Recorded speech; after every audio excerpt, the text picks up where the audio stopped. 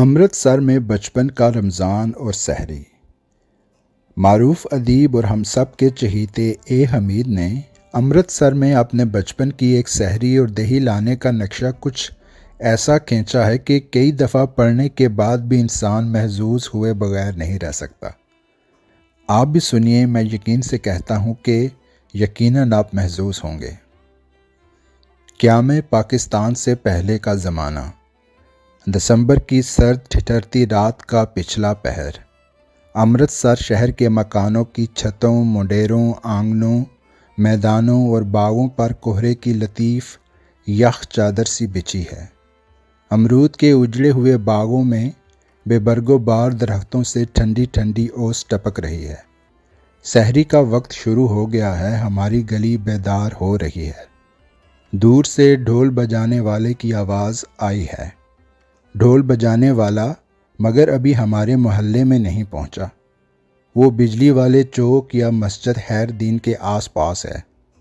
ایک بار بڑے زور سے ڈھول بجا کر اس نے آواز لگائی، جاگو اللہ کے پیارو، جلال الدین آ گیا، سوتوں کو جگا گیا۔ میں پلنگ پر اپنے لحاف میں دبکے ہوئے دور سے یہ آواز سنتا ہوں۔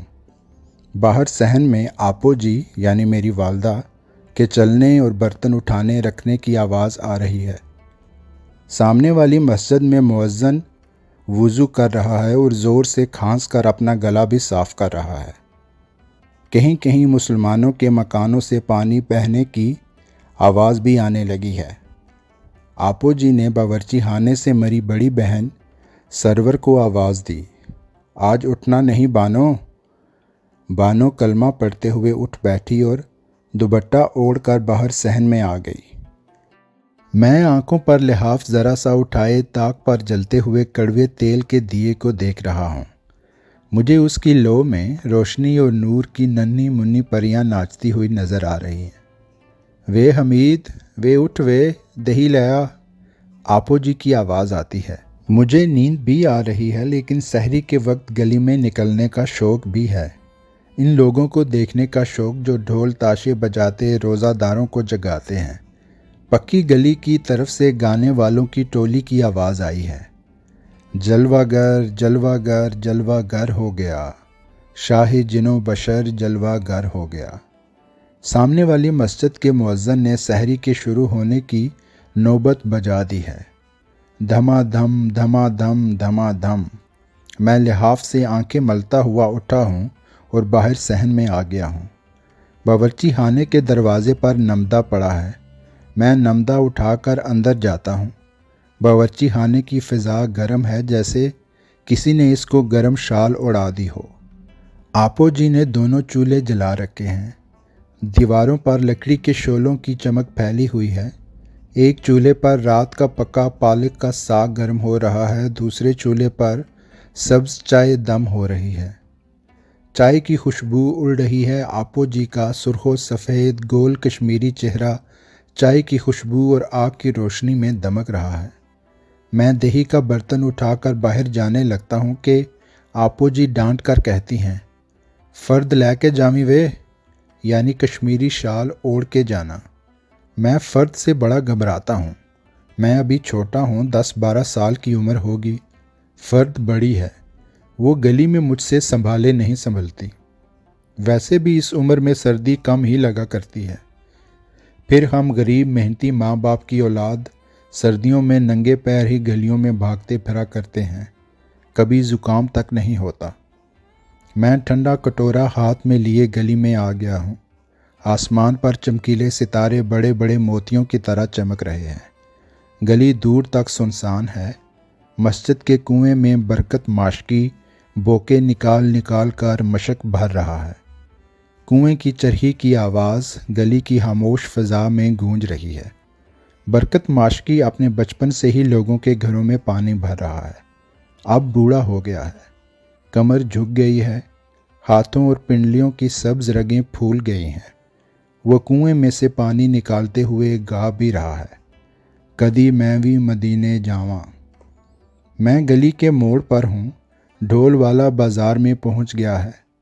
بڑے زوردار انداز میں ڈھول کو پیٹا ہے، دھڑ دھڑ دھڑ، اور آواز لگائی ہے، جاگو اللہ کے پیارو جاگو، جلال دین آ گیا سوتوں کو جگا گیا۔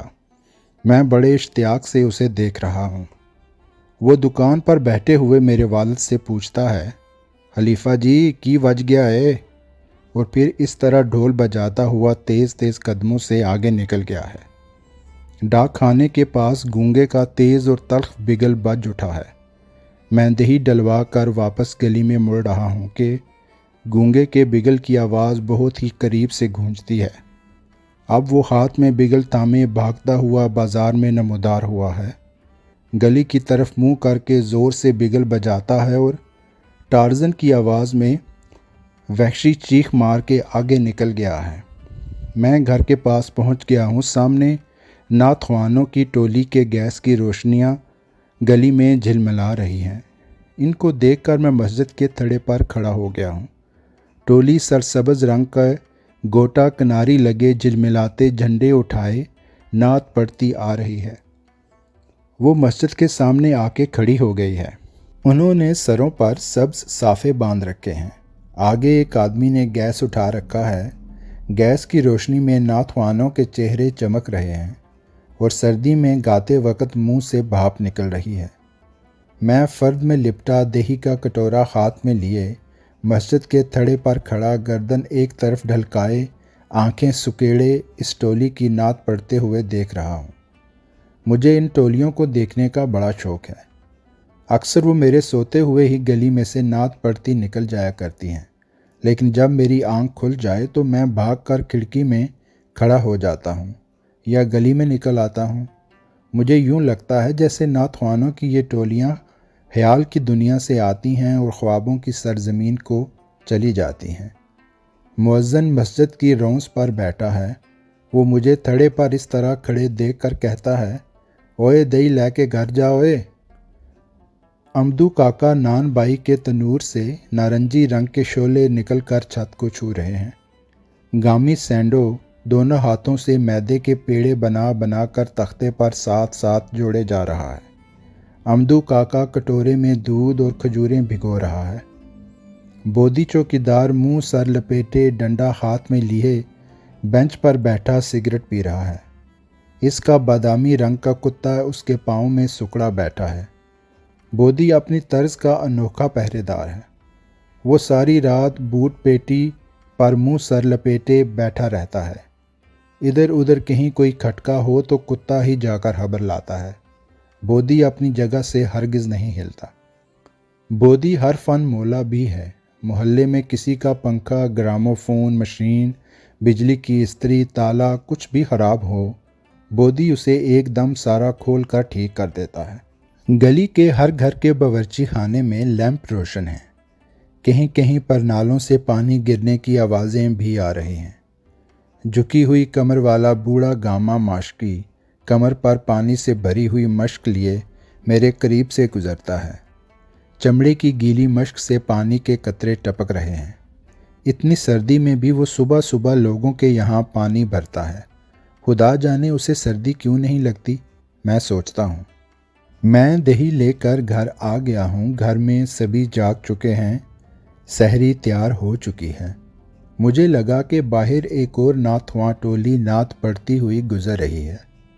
تینڈی سواری یا نبی عرشے بریں اتے آ گئیے، دیکھ کے جلوہ تور تے موسیٰ نو ہوش نہ رہیے۔ میں پھر کھڑکی کی طرف بھاگتا ہوں۔ ٹولی گیس کی روشنی میں سبز جھنڈے لہراتی گلی کا موڑ مڑ رہی ہے اور تھوڑی دیر میں وہاں کوئی بھی نہیں تھا۔ یہاں پہنچ کر اے حمید کی آواز بھر آ گئی۔ ان کی آنکھوں میں تیرتی نمی دیکھی جا سکتی ہے۔ شاعر نے کہا تھا، دھیان کے آتش داں میں ناصر، بجھے دنوں کا ڈھیر پڑا ہے۔